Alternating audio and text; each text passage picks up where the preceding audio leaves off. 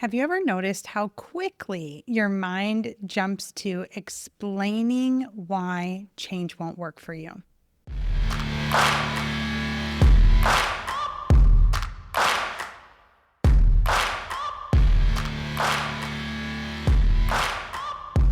Welcome back to the Broken and Brave podcast. I'm so excited that you're here today.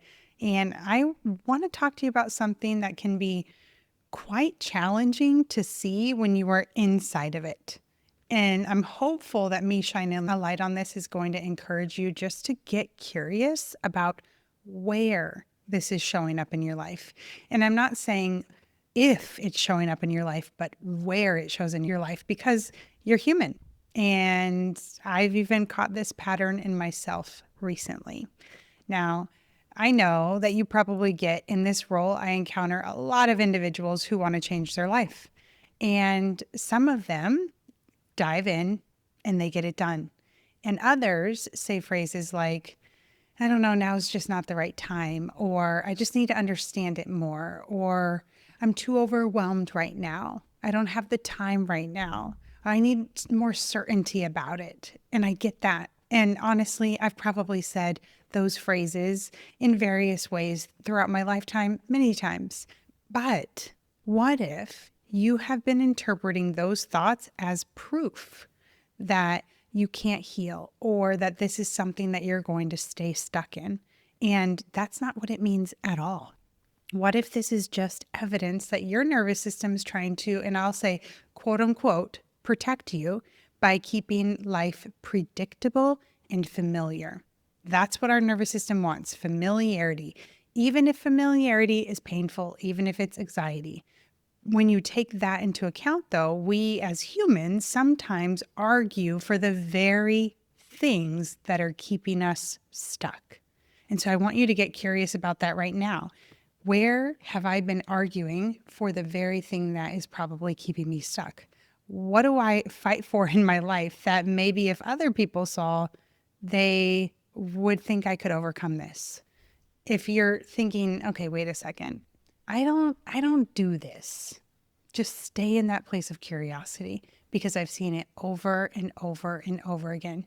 People often defend the patterns that once protected them, even when those patterns are now limiting them. The tricky thing is the patterns, the phrases, the things they're defending, they usually sound pretty logical. They sound responsible, careful, realistic, all of it. They don't sound like fear. They might be, well, I'm just thinking through it, or I'll wait until I'm ready, or like I said before, I just need more certainty, or I just feel so overwhelmed right now, which is why these patterns stay invisible for years, decades, because the mind calls it logic. The nervous system is actually trying to protect, but it's very, very, very, very often that there's no protection needed.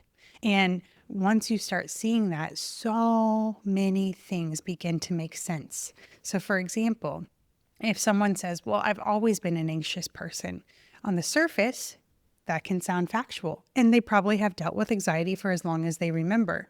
But underneath, it's often something deeper. If anxiety has become part of your identity, then letting go of it, it could feel pretty disorienting, right? Who will I be without it? And if you truly allowed yourself to believe that change is possible here, then there's also some vulnerability there. Because what if you decide to hope again and then you feel disappointed? That statement, it can protect, I'm doing quotes again, air quotes, protect them from risk, from vulnerability, from uncertainty. But what if you can actually handle feeling disappointed and you don't have to stop yourself from feeling that? Let's pause and think about this. Do you actually need to be protected from disappointment? Have you felt that before? I'm fairly certain you have, and every person on this planet has. Do you need to be protected from uncertainty? No. It's more about, can I trust myself amidst uncertainty that I can be okay? All right, let's go to another one. So maybe somebody would say, well, that might work for other people, but my situation is different. So we've got some uniqueness there. And again, not consciously, but sometimes that is an attempt of protection for someone so that they don't open themselves up to possibility. Because if they truly believe that change was available, then they might have to face something that they don't want to face, whether it's grief or effort or uncertainty or the fear of failing again. The list could go on and on and on. It is useful to remember, or maybe you didn't even realize this until you heard me say it.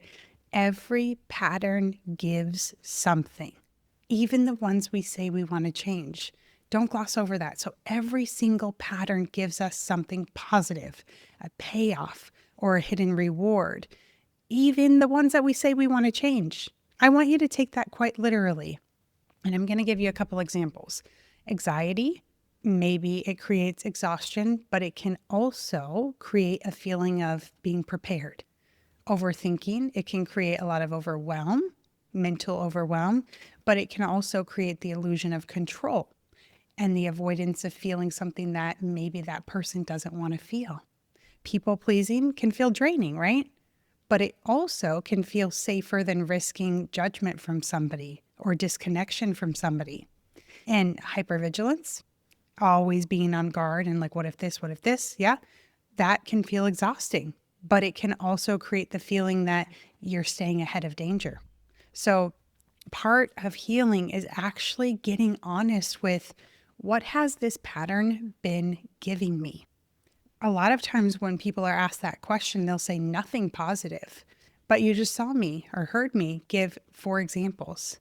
And what I found is that if there's something that you say that you don't want, but you keep having that experience, there is something positive that it's giving you. And the next step is addressing that piece. So when you ask yourself that question, what has this pattern been giving me? Then you're going to find a lot more healing. And I remember this in my own journey. There was a season where I kept telling myself that I needed to understand it more. And it does matter. Understanding does matter. Education matters. Awareness matters. But eventually I realized that continuing to analyze actually felt safer than feeling, because I was raised in a home to avoid feeling emotions, to stop them, to suppress them, to control them. And so it felt safer to be analytical about it, but it wasn't getting me where I wanted to go, and it was keeping me stuck. And so at that time, the way that I was operating was, if I stay in learning mode, then I never have to fully surrender to feel what I don't want to feel. I don't have to fully surrender and possibly feel out of control or show up as a version of myself that I don't want, but it was actually keeping me in a vicious cycle. And if I could stay in my head, if I could stay detached, if I could stay in figuring everything out, then there was a part of me that felt safer than that. And so you might ask yourself, wow, does that resonate with me? Does that feel true for me too? It was a huge realization for me. And another example that I see a lot, I'm too overwhelmed to start this right now. And I want to say with love, because I know how overwhelmed feels. I honestly actively have to make sure that I don't fall into old patterns around jam-packing everything in my life and then falling into overwhelm, choosing overwhelm. Most people are waiting to feel safe, certain, motivated, regulated before they begin. And that's just not how it works. Often the action itself is part of what creates the trust and the safety. And so the idea is, can I move forward even if it's just a little bit more than I have in the past, instead of waiting for fear to disappear first? Waiting for the thing that I've been trying to avoid to disappear first, waiting to feel different first. Take one step as that healing begins. Then what you want comes next. And something else I hear is, well, I can't slow down. A lot of people think this is about productivity and obligation and things that they have to do.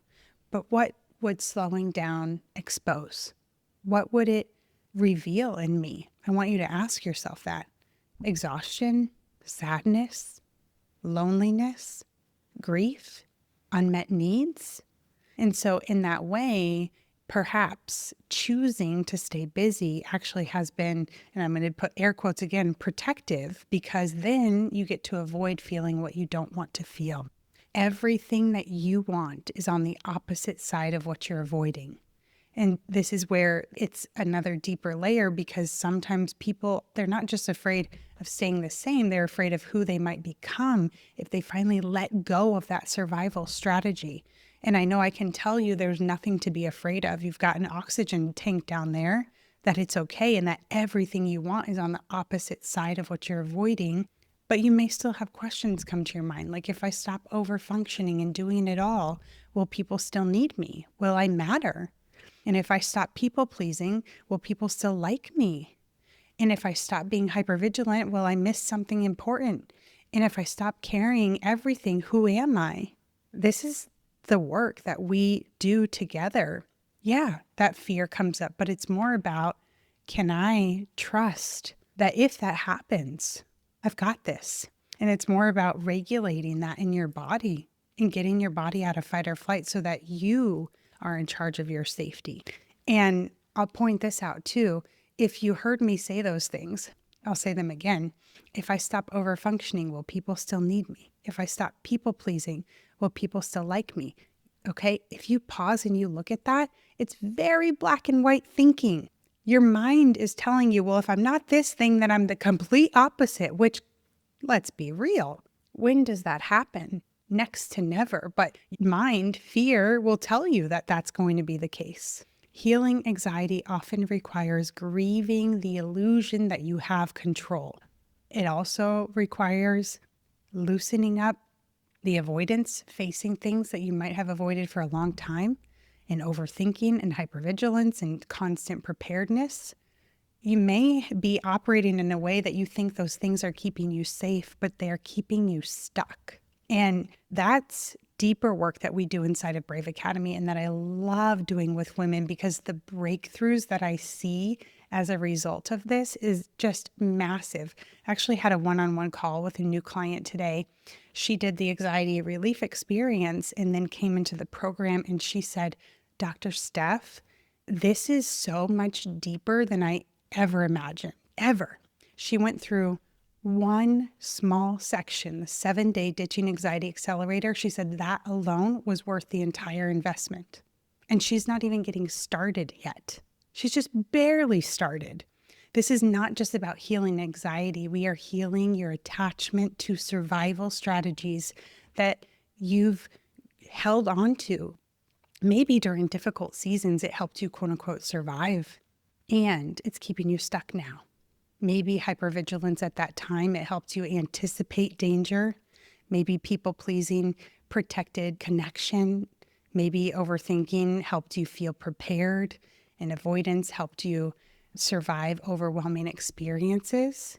And your nervous system learned, okay, this keeps me safe. So of course, your whole system is going to argue for keeping that pattern. But as you're listening to this, just notice what comes to your mind immediately. What is it wanting to defend? Where have you thought, yeah, but, because remember, it sounds logical. And that reaction may actually show you the exact place that your nervous system is trying the hardest to protect. And have self-compassion there. It's really important as you're meeting those parts that have been trying to protect you. It's going to sound like, okay, yeah, let me validate myself here. Of course this feels hard. Of course part of me feels scared. This makes sense given what I experienced, and it doesn't have to be my reality anymore. There's a way for me to break free from this. Healing begins when you stop arguing for why change is impossible and you start getting curious about what the limitation has been protecting you from feeling, and then you allow yourself to feel it. That's the deeper question. So rather than saying, what's wrong with me? Ask, what has this pattern been trying to protect me from? And the value of asking that question is really helping your system discover there's another way to feel safe now, and we can do that together. All right, that's all I've got for you today. Stay curious, compassionate, and brave, and I will see you next week.